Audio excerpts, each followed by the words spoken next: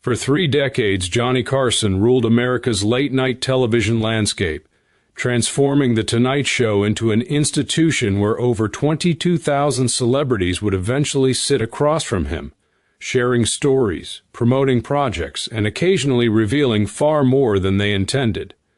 What separated Carson from every other interviewer of his era wasn't just his Midwestern charm or his ability to put guests at ease.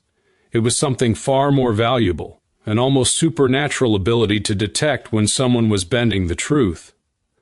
While most hosts might nod along politely to whatever their guests claimed, Carson had developed an arsenal of subtle techniques that let his audience know he wasn't buying what was being sold. A raised eyebrow here, a perfectly timed pause there, or sometimes just a facial expression that spoke volumes without uttering a single word. These weren't aggressive confrontations or gotcha moments designed to humiliate. Instead, they were masterclasses in the art of gentle skepticism, moments where Carson would create just enough space for the truth to emerge without destroying the convivial atmosphere that made The Tonight Show such a beloved institution. Tonight we're diving into 8 remarkable instances when Carson's finely tuned radar for dishonesty was activated during live broadcasts. Moments when Hollywood's carefully constructed facades collided with one host's quiet insistence on reality. The first moment involves a Hollywood legend whose vanity about his age created an impossible mathematical puzzle. Tony Curtis had spent decades as one of cinema's most recognizable leading men, his career spanning from 1950s romantic roles to serious dramatic work in films that would become classics. By the late 1970s, Curtis was still remarkably youthful in appearance, a fact he apparently wanted to emphasize by claiming to be considerably younger than his actual years. This was hardly unusual in an industry where studios had routinely shaved years off actors' ages during the golden age of Hollywood. The difference was that most performers eventually abandoned these fictions as their careers matured. Curtis never did, continuing to push his birth year forward as if nobody would notice or care. The truth emerged during what seemed like an innocuous conversation about World War II. Curtis was sharing a story about his time in the Navy during the war when Carson, always attentive to details, asked a simple follow-up question about how old the actor had been during his service. Curtis provided an answer that would have made him barely a teenager while serving in the military, a clear impossibility given the timeline he had just established. You could practically see the gears turning in Carson's head as he processed this contradiction, that telltale sparkle appearing in his eyes as he asked Curtis to clarify his age once more. The actor immediately began backpedaling, trying to recalculate on the spot, his discomfort evident to everyone watching. What made the moment so characteristically Carson was how he handled it.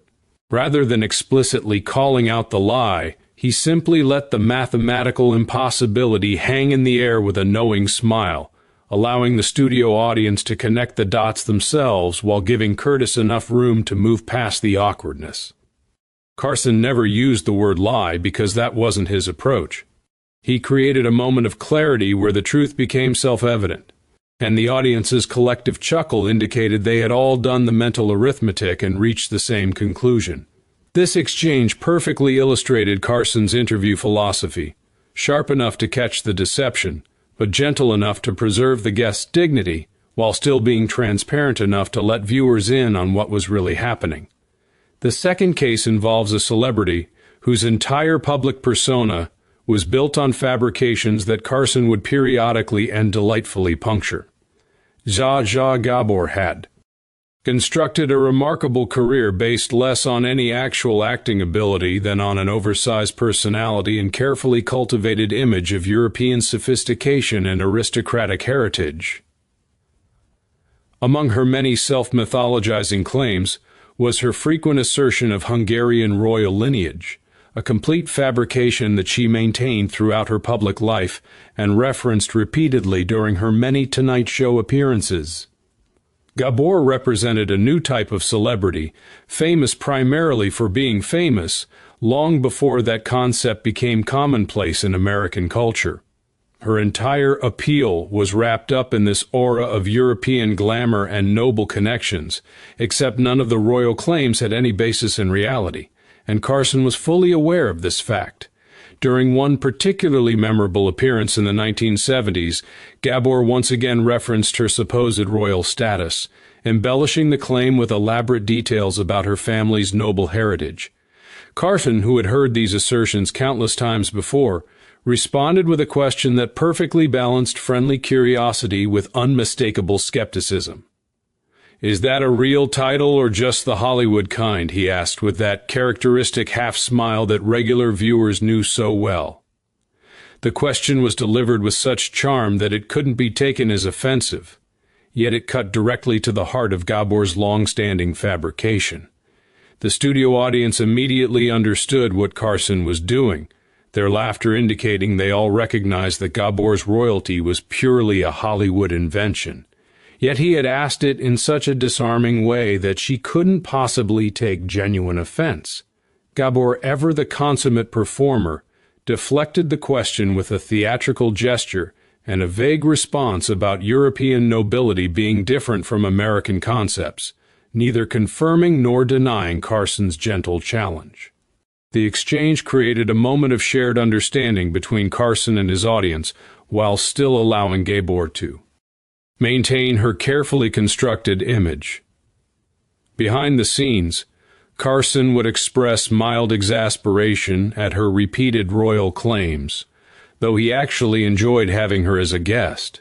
He had a fundamental commitment to reality that made the constant fabrication slightly irritating, but he understood that her harmless self-mythologizing was essentially part of her entertainment value, rather than something malicious or harmful to others. The third instance reveals the darker side of celebrity deception in Carson's response, when lies crossed from harmless vanity into genuinely troubling territory. Truman Capote had been a beloved Tonight Show guest for years, his literary brilliance and gossipy stories about high society making him reliably entertaining. However, as Capote's struggles with alcohol and drugs intensified in the late 1970s, his appearances became increasingly problematic. One particular evening stands out as perhaps the most uncomfortable segment in the show's history. Capote arrived at the studio in terrible condition, clearly intoxicated and barely able to maintain his balance. Backstage discussions occurred about whether to cancel the segment entirely, but the author's publicist insisted he was merely tired from touring and would be fine once the cameras started rolling. When Carson directly asked if Capote was feeling all right, the author claimed complete sobriety, attributing his slurred speech and unsteady demeanor to exhaustion. Carson immediately recognized this as a lie. He had encountered enough intoxicated guests over the years to know exactly what he was seeing, and a flash of disappointment crossed his face. Not anger, but a profound sadness that this brilliant man he respected was so deeply in denial. As the interview progressed, Capote's responses became increasingly incoherent, his answers dissolving into unintelligible mumbling, losing his train of thought repeatedly, and at times appearing to forget where he was entirely. Carson attempted various techniques to salvage the segment, drawing on decades of experience in rescuing difficult interviews, but Capote had deteriorated beyond the point where even Carson's considerable skills could compensate. After a particularly incomprehensible response, Carson made the rare decision to cut the segment short, going to commercial earlier than scheduled. When the show returned, Capote had been quietly escorted off stage, and Carson moved forward with the next segment without any explanation to viewers.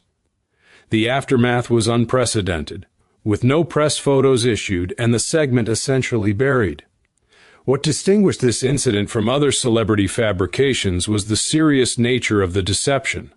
This wasn't harmless age vanity or exaggerated accomplishments. This was denial of a severe substance abuse problem that was visibly destroying Capote's health and career. Carson's response reflected this gravity, taking a much harder line on this kind of deception because it represented something genuinely troubling rather than merely amusing. He made clear that Capote would not be invited back until he sought help, establishing an important boundary in his otherwise tolerant approach to celebrity fabrications. The fourth moment showcases Carson's ability to communicate volumes without saying anything at all. Robert Blake had built his career playing intense, volatile characters and had developed a well-known reputation in Hollywood for being difficult on set. During a Tonight Show appearance in the late 1970s, the conversation turned to this reputation, prompting Blake to offer a vigorous defense of his professional conduct. He insisted he had never yelled at crew members, claiming such stories were just Hollywood gossip, and that while he was intense about his work, he always respected the people around him. Carson's reaction to this claim became legendary among Tonight Show staff. Rather than verbally contradicting Blake's assertion, Carson simply made a facial expression that longtime viewers immediately recognized: raised eyebrows, a slight tilt of the head, and the hint of a smile playing at the corners of his mouth. That expression was pure Carson, communicating complete skepticism without a single word, and the audience got it immediately, their knowing laughter indicating everyone understood exactly what the host was conveying. What made this reaction particularly powerful was the context. Blake had arrived at the studio earlier that day and had indeed been harsh with Tonight Show crew members, creating backstage tension just hours before making his on-air claim of never engaging in such behavior.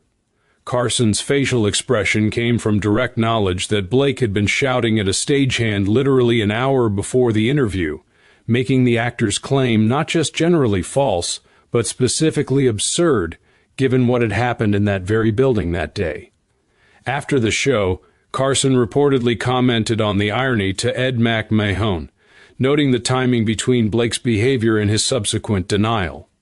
This observation remained a private aside rather than a public call-out, exemplifying Carson's approach of noting contradictions without creating confrontations that would disrupt the show's atmosphere. What made the moment especially significant was how it demonstrated Carson's loyalty to his crew.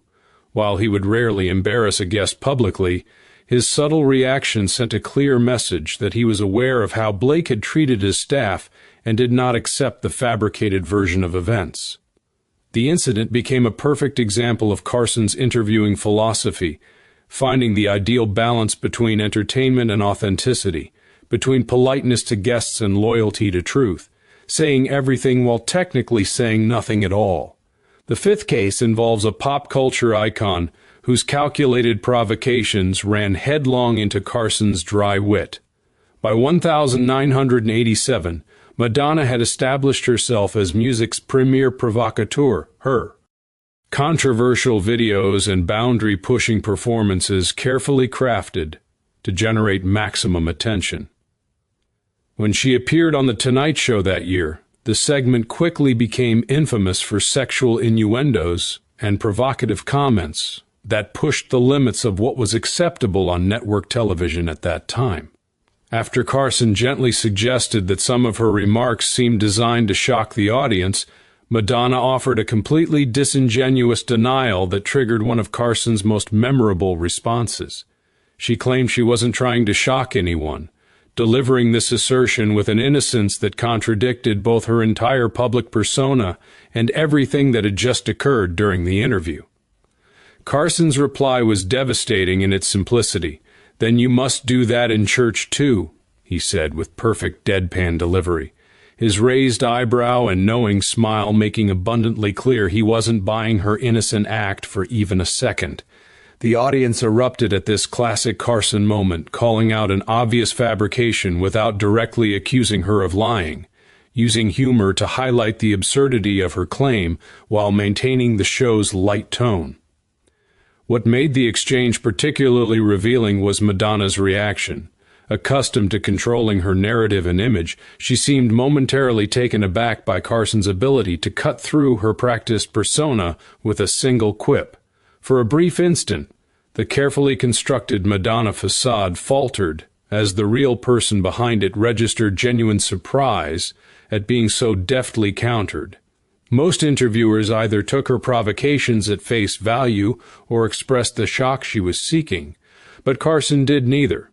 simply highlighting the obvious contradiction with humor in a way that proved far more effective than pearl clutching or playing along. The aftermath proved Carson hadn't appreciated Madonna's disingenuous approach. While never officially banned, she was notably absent from the Tonight Show guest list for the remainder of Carson's tenure, a clear indication her performance hadn't met his standards for authentic engagement. What distinguished Carson's handling of Madonna's fabrication was the slightly sharper edge to his humor compared to his typically gentle approach, suggesting a particular distaste for what he perceived as calculated inauthenticity packaged as spontaneity. Carson had different categories of celebrity dishonesty in his mind, and while he handled age vanity or exaggerated achievements with gentle humor as part of the showbiz game, pretending that deliberately provocative behavior was innocent or misunderstood, struck him as a more cynical kind of manipulation, deserving a more direct response. The sixth example represents an entirely different category of fabrication, one that was almost purely theatrical rather than genuinely deceptive. Burt Reynolds was among Carson's favorite recurring guests, their natural chemistry creating memorable television throughout the 1970s and 1980s. Their relationship evolved to include elaborate practical jokes that delighted audiences, and during one particularly famous appearance, Reynolds initiated what appeared to be a spontaneous prank war, culminating in him hitting Carson with a substantial amount of shaving cream. When Carson, covered in foam but laughing, asked if this had been planned, Reynolds insisted it was completely off the cuff and totally spontaneous. Carson immediately and playfully exposed this as false by reaching into his desk drawer and pulling out a note card showing the evening's rundown. "Then what does this say?" Carson asked, holding up the card for cameras revealing the notation about Reynolds hitting him with shaving cream. The audience erupted, as Reynolds grinned at being caught in a harmless but obvious fabrication about the supposedly impromptu nature of their antics. What made this incident different from other celebrity fabrications was its entirely playful nature. Neither Carson nor Reynolds expected anyone to actually believe the pranks were unplanned. The humor came precisely from the theatrical exposure of this obvious fiction, creating another layer of entertainment. This was performance convention rather than actual deception, like a magician claiming to have an ordinary hat before producing a rabbit. Carson's exposing of Reynolds's lie was itself a scripted moment, part of their elaborate comedic dance developed over years of appearances together. The gotcha moment as carefully planned as the original prank. The Reynolds incidents represented a unique category where the mutually acknowledged performance lie and its exposure were both part of the planned entertainment, a sophisticated form of play acting that acknowledged the audience's intelligence rather than trying to genuinely fool anyone. The seventh incident reveals Carson's ethical boundaries when fabrications serve to justify genuinely offensive content. George Jessel represented an earlier era of entertainment. His comedy style formed in the 1920s and 1930s. By the early 1970s, his approach had become jarringly outdated, particularly regarding racial material that mainstream entertainment had largely abandoned. During his Tonight Show appearance, Jessel told a joke with racially offensive content that created uncomfortable silence in the studio. When Carson, visibly displeased, noted the audience's negative reaction, Jessel doubled down with a fabrication that exposed his inability to recognize how dramatically entertainment standards had evolved, claiming everyone loved his material and people expected it from him. Carson cut to commercial early, one of the rare times genuine displeasure was visible from him on air.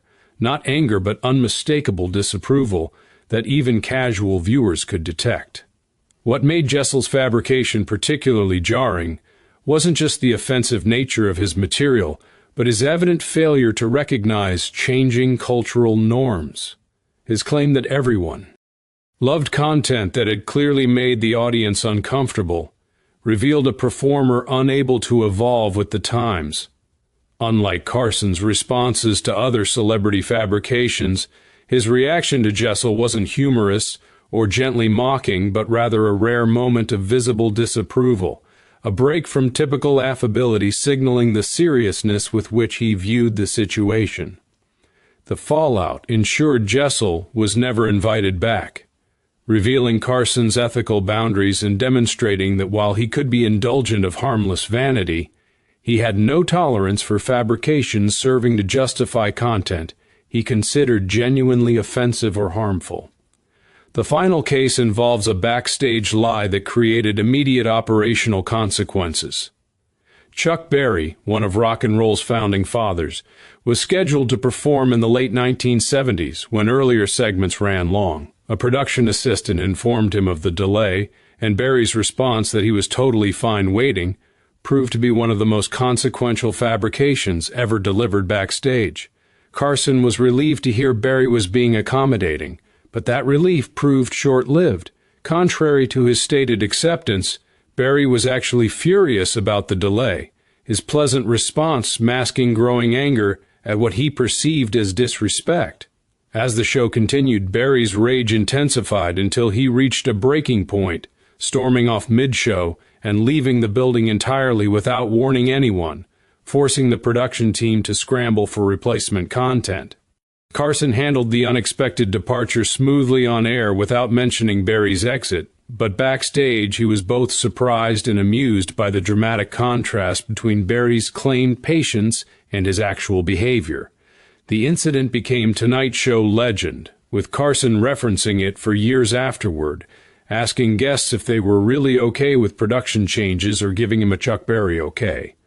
What made Berry's fabrication particularly consequential was its direct impact on the show's production. Unlike lies about age or achievements affecting only a guest's image, Berry's false claim followed by his unannounced departure created a genuine logistical crisis. Carson had particular distaste for dishonesty affecting the show's operation, viewing vanity and exaggeration as part of the showbiz game, but lies directly impacting the program's ability to function as crossing a different line entirely. The incident illustrated that context mattered in Carson's approach to celebrity fabrications, with the same lie having vastly different significance depending on its real-world consequences.